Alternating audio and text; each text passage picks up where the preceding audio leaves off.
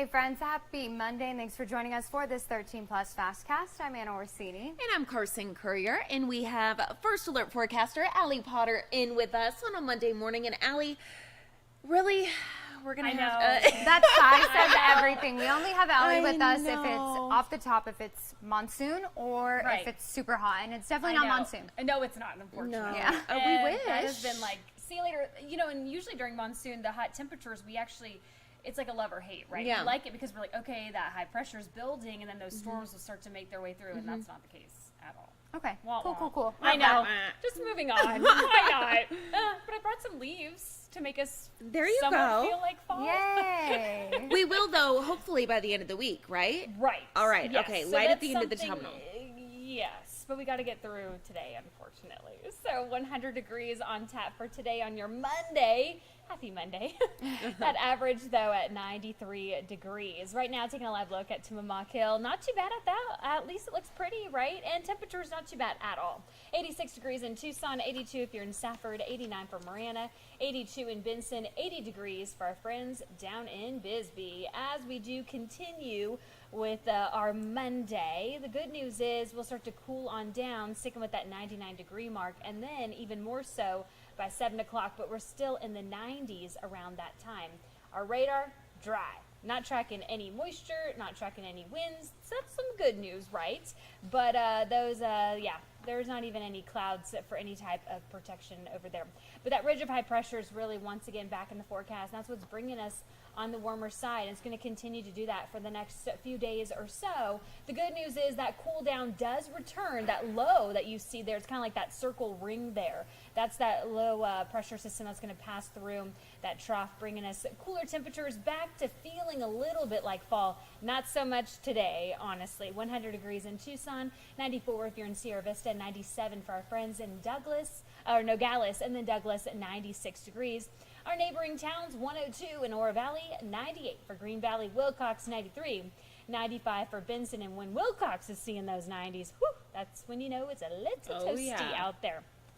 The good news is, Overnight temperatures stay low. Exactly. There you go. Yeah, well, you know, I feel like this group always tries to look at the positive, right? You have to. You have to. Absolutely. We just got to get through it together. Yep. So the next few days, you know, we got to get through those triple-digit temps. But then on Thursday, we'll start to cool on down 99. The good news is a really nice drop, though, about 10 degrees Wednesday to Saturday. So I think that's going to be a nice welcome sight, especially on the weekend. Lots of festivities are starting to take place now.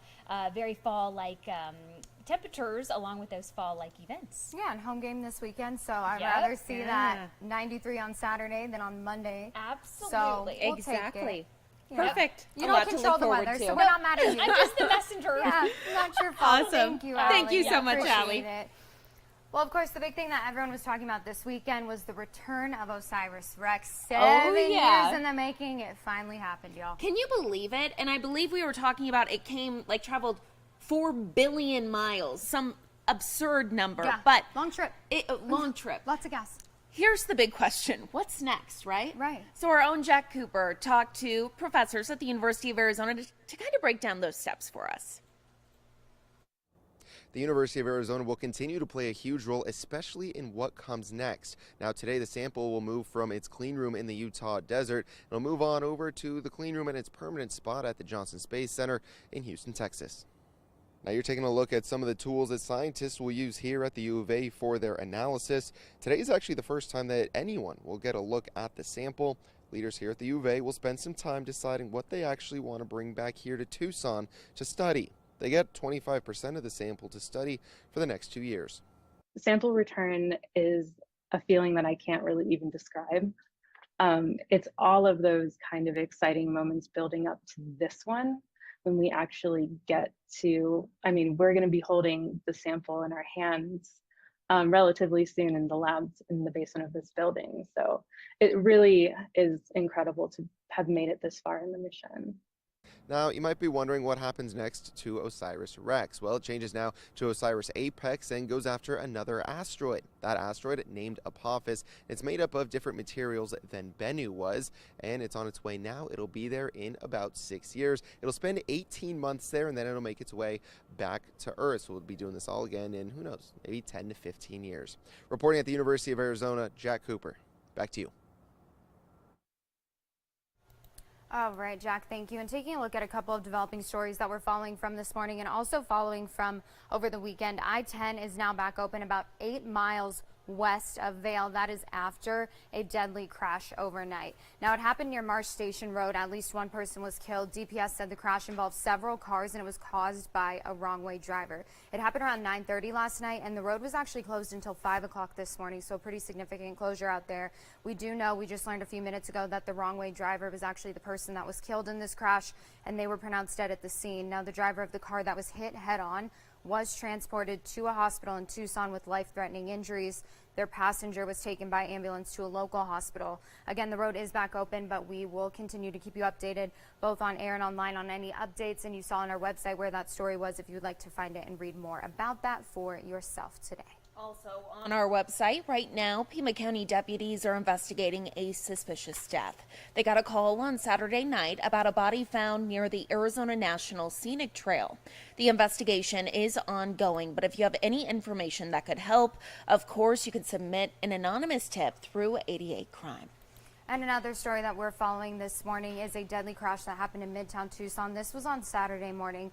Now, according to police, 3 people were killed after the 2 cars collided. You can see there a pretty bad scene. Investigators say one of the cars did not have its headlights on, while the other car failed to stop at a stop sign. Police say the driver of the car without its lights on did have alcohol in their system, but it wasn't enough to be legally considered impaired. So that case will now be sent to the Pima County Attorney's Office to if there will be any charges filed in that case. So again, these are all up on our website. You can continue to follow along with us, and we'll let you know any changes, any updates that we get in both on air and online. Well, this is something big that we've been talking about kind of for the last few years, and for the first time in 3 years, student loan payments will actually resume in October, but that doesn't mean that it's all bad news for people who do need to pay or people who can't afford to pay, because there's still going to be some sort of leniency program in place when those payments do resume. So for the next 12 months, borrowers will be able to skip those payments without facing the consequences of defaulting.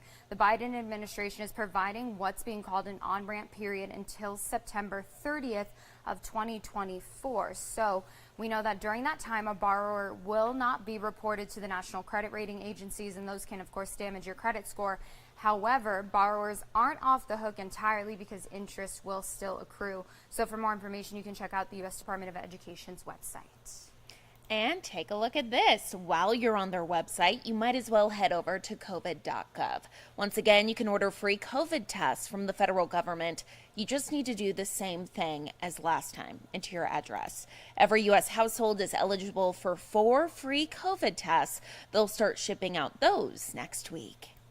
And nearly 5 months later, the Writers Guild of America has reached a tentative deal with Hollywood studios. The writers have been on strike since May 2nd. It's the second longest strike in union history. And now the contract still needs to be ratified by the union's members. In a statement, the WGA said it could authorize members to return to work tomorrow before the deal is ratified. In the meantime, they've suspended picketing and are urging their members to join the picket lines for the actors' strike, who have not reached a deal yet. We'll keep watching that for you. Yeah, after 5 months, I mean, I think a lot of people are relieved to finally see this come to the end, but you need actors too. So oh, for sure. It's kind of absolutely a lot of shows on hold, a lot of talk shows on hold. Yeah, and a lot of people not able to work, so that's a huge deal. For sure. So. Well, of course, as we talk about entertainment, you probably can guess that my favorite type of entertainment during the fall is football. And this weekend, we love it. No exception whatsoever. One of the big games that, of course, was being followed was the CU Buffs and what was going to happen in Oregon. And unfortunately... What were you hoping for, though? I was hoping CU would win. I would, too. Yeah, I was. I really was.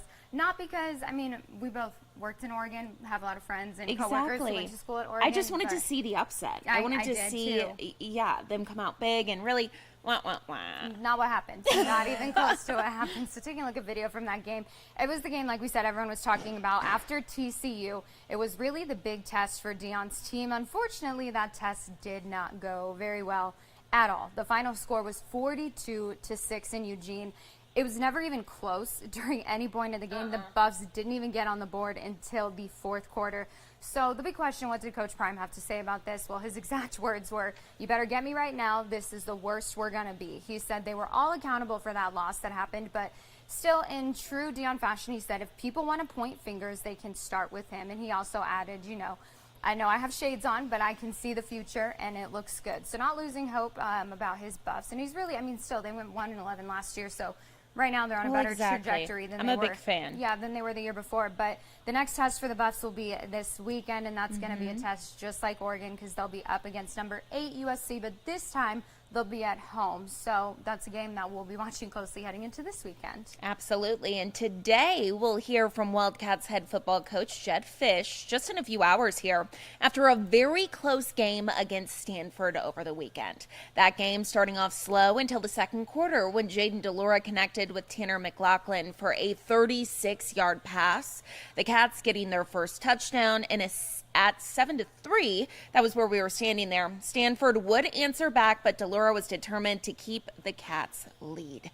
It was a back-and-forth battle until the final touchdown. I know DeLaura was pulled from the game. Backup quarterback kind of came in and saved the day there. Now the Cats have their work cut out for them in the final week ahead. Again, U of A won that game 21-20. Now their next 4 games are against ranked teams, so that'll definitely put them to the test here. And that starts with Washington this upcoming weekend. Currently, Washington is ranked number 7. That game will be here at home. Supposed to be great weather for that game. That's some good news. That is starting at 7 o'clock on Saturday. Big game to watch. Were you nervous watching this one this past weekend? I was. In fact, I was at a wedding watching this from my phone at the dinner table during the reception. That's And I was like, oh my goodness, they took out DeLaura, and it ended up being great, right? Yeah. We probably should have won, led a little bit more than that, but a win's a win. See a more than one point point. margin. Exactly. Yeah, I get that. It's like a win's a win, but it's still not a win. Like Exactly. You want to see a little bit of a difference and it not be that close. Well,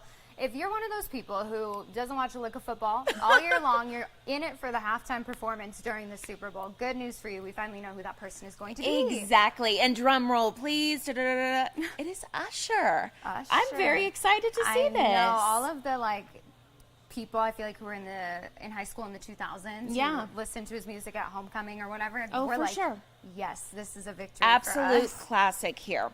Now, the NFL and Apple Music confirmed that Usher will be headlining Super Bowl 58. In a statement, Usher said the performance is an honor of a lifetime, adding, quote, "I can't wait to bring the world a show unlike anything else they've seen from me before." So Usher has not said who is going to be performing with him or any other artists that he's considering, but he's worked with some pretty big names on projects before: Lil Jon, Ludacris, Alicia Keys, will.i.am, and so the opportunities are endless for this year's Super Bowl halftime show. The Super Bowl is set for Sunday, February 11th at Allegiant Stadium in Las Vegas, which it's the new Raiders Stadium there.